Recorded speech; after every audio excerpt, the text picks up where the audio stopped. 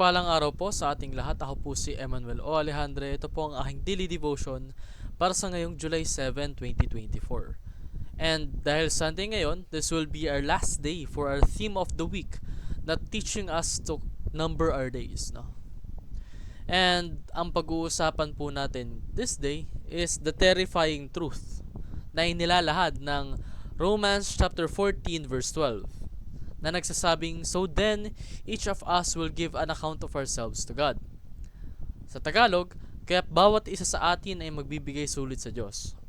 So, lahat daw po tayo, there will come a time where bibigay po natin yung kabuuan ng buhay ng nakatala sa buhay natin sa ating Panginoon. May kita po natin sa verse na to na we will give an account for what we do in our lifetime. Ibig sabihin kung anong na-accomplish natin sa kabuuan ng buhay natin. Hindi lang yon. We will also give an account for what we do daily. So hindi lang daw po yung kabuuang picture kung ano yung ginawa natin sa buhay nating inilahad, no? Bibigay din daw po natin yung lahat ng ginawa natin sa kada araw ng buhay natin. Hindi lang yung main picture kung ano yung na-accomplish natin. Included din sa account na ibibigay natin sa ating Panginoon is yung mga steps na tinake natin upang ma-accomplish yung mga ganon. So, every day daw, sa lahat ng araw na nabubuhay ka, ibibigay mo yon, ilalahad mo yon sa harapan ng ating Panginoon. And He will be witness to all of them, no? Walang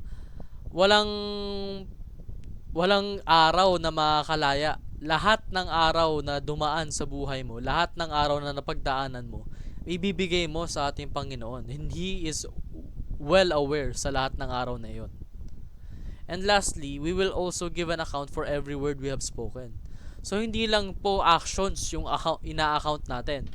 It's also our words. So, we should always be careful, no, sa lahat ng mga sinasabi natin. Lalong-lalo na kung yung sinasabi naman natin na yun is hindi makabuluhan.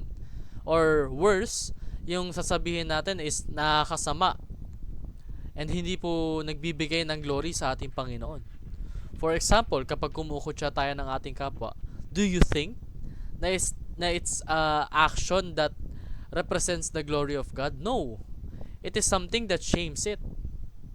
Kasi tayong mga imperfectong tao, pinupoint out natin yung mga imperfections ng iba.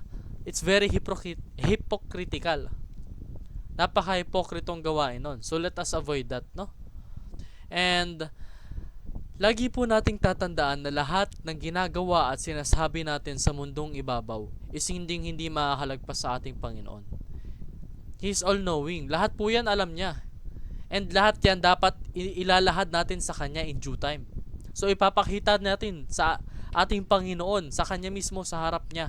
Lahat ng araw na ginugol natin sa mundong ito, lahat ng salitang bumitaw sa ating bibig. So we should always be careful of what we do, what we say on a daily basis. Every single time we should be aware. No, we are doing everything we can to glorify His name, no? Sabi nga po sa Mateo chapter 12 verse 36, "Tandaan ninyo sa araw ng paghuhukom, pananagutan ng tao ang bawat walang kabuluhang salitang sinabi niya." It just proves na stated na sa ating Bible na we will be held accountable for every single word we've spoken. It's not to threaten us, but to say to us na we should be careful of what we say. Kasi kapag tunay po tayong sumasa Diyos, pati yung way of speaking natin, ini-influence niya, binabago niya, change niya into something that gives glory to Him. Hindi naman mabuting gawain na mangutya, hindi naman mabuting gawain na magsabi ng masasama at derogatory words sa ibang mga tao, no? Lalong-lalo na sa ating Panginoon. Huwag na huwag po natin gagawin yon. Let us not use derogatory words towards our God kasi that's blasphemy. That's very wrong, no? Let us avoid that. So, how can we be sure na yung account na ibibigay natin sa ating Panginoon is something that we can be proud of, something that has value towards our relationship with Him? Sa lifetime natin, sa daily activities natin, sa lahat ng salitang binitawan natin. Simple lang po yan. Pero mahirap gawin, no? Unang-una, let's avoid detours. Ano ibig sabihin ng detours? Ito yung mga actions na nagpapalayo sa atin sa ating relasyon sa Panginoon. For example, disobedience. Yung hindi po pagsunod sa kanyang mga utos is a major example of detours na minsan hindi natin napapansin na ginagawa natin pero we actually do. That's a detour. Ang ginagawa po kasi ng detour, imbis na marami tayong ma-accomplish sa lifetime natin, marami tayong productivity na ma-exude sa ating daily life, hindi po nangyayari yon. Ang nangyayari po is nagdadigress tayo, nagbabackslide tayo. Na imbis na patuloy po tayong umaangat sa pananampalataya natin sa Panginoon, bumabalik po tayo sa mga old habits natin na siyang nagpapasira sa ating relasyon sa Kanya. Pangalawa po, let us accomplish God's daily task. Hindi lang po mission na binigay sa atin ng Panginoon yung dapat pag-focus natin. Dapat po araw-araw, isaalang-alang natin yung kagustuhan ng ating Panginoon sa ating mga decisions and actions. Dahil lahat po yun may meaning sa Kanya. And lahat po yun alam niya. He is aware of all of our actions and decisions. Kahit ngayong mga sa isip natin, yung mga iniisip natin ngayon, He also is aware of that. So we should be mindful. Hindi lang po sa gawa tayo maging careful, maging righteous, pati na rin po sa ating pag-iisip. And lastly po, let us articulate only the things that blesses others. So maganda po yun na kapag tayo'y naglahad na ng account natin sa ating Panginoon, napakarami niyang nakikitang kagawaan natin na nagbibigay ng blessing sa iba or nagtuturing na mas nakakabuti sa iba in the name of God, no? That's one of the ways para i-glorify natin yung pangalan niya, to expand His territory, para mas marami pang taong maging aware and maniwala sa ating Panginoon. Kasi He is the one and only God, no?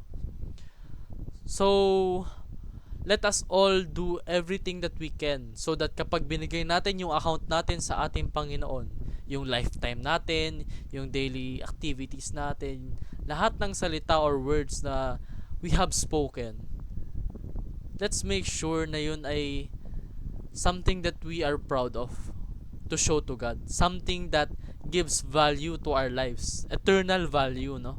Something that improves our relationship with Him and His holiness. So, yun lang po. Ito po ang aking daily devotion para sa July 7, 2024. Maraming salamat po sa pakikinig. Pagpalain po tayong lahat and let us all give glory to God.